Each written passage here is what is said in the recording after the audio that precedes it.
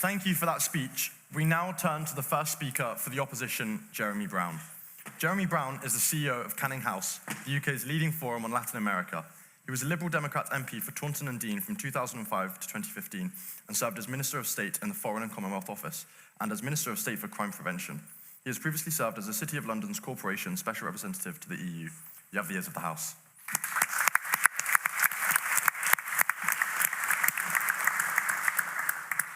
Well, thank you, Mr. President, for giving me the opportunity to speak against the motion today. This House would disband the UNSC.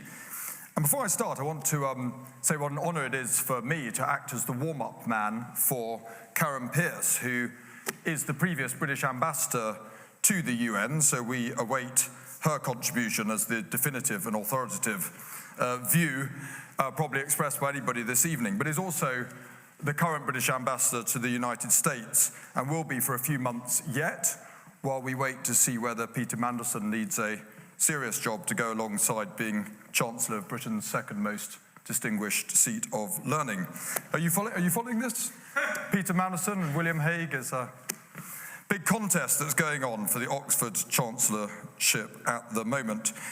But I want to turn to the motion in front of us, which is that this House would disband the UNSC. And I'm going to start with an obvious concession, which is that the UN is in many ways a deeply flawed institution, often a farcical institution, and it is easy for its detractors to find reasons to criticise the United Nations. So, for example, just last year in Geneva, the UN Human Rights Council was chaired by, absurdly, Iran, almost exhibit A of a country that has a casual disregard for human rights.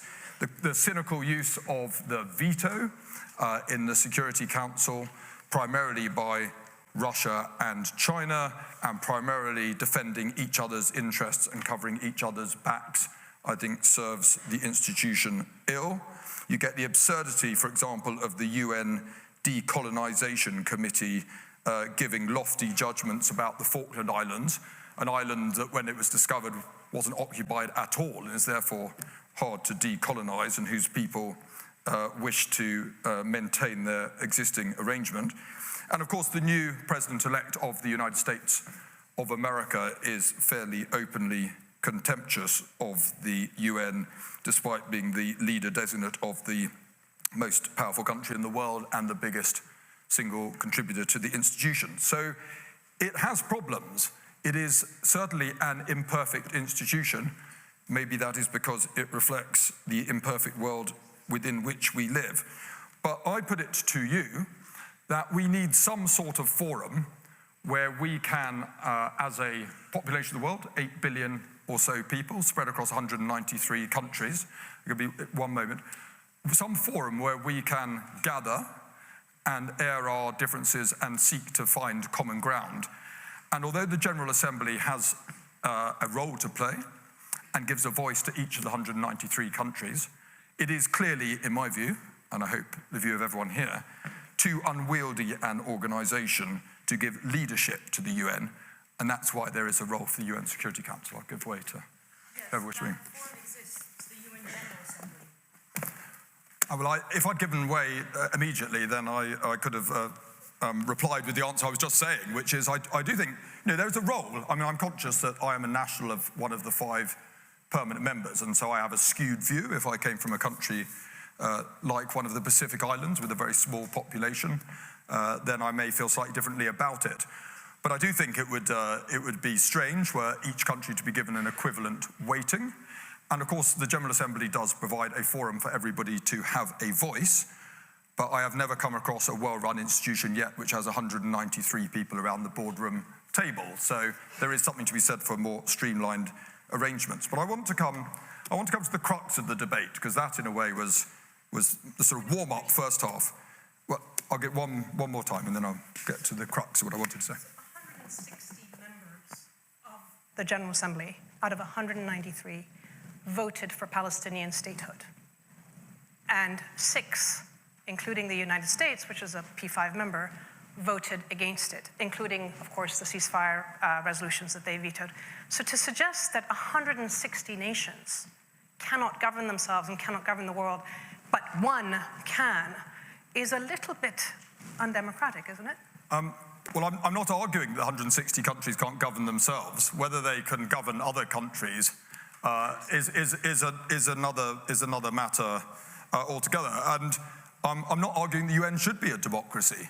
I'm not aware of anybody who has said that we should get the 193 countries together, cast a vote, and the world's course should be set by whichever has the largest number in their column.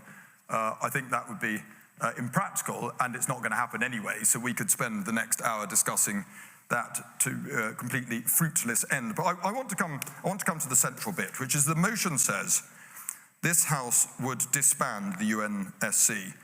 And it's the word disband that I want to look at, because that is doing all the heavy lifting here. Because disband could be seen to mean two things. Disband could either mean disband and replace with nothing, or it could be disband and replace with something superior. And if I was on the other side of the table, I would say disband means replace with something superior.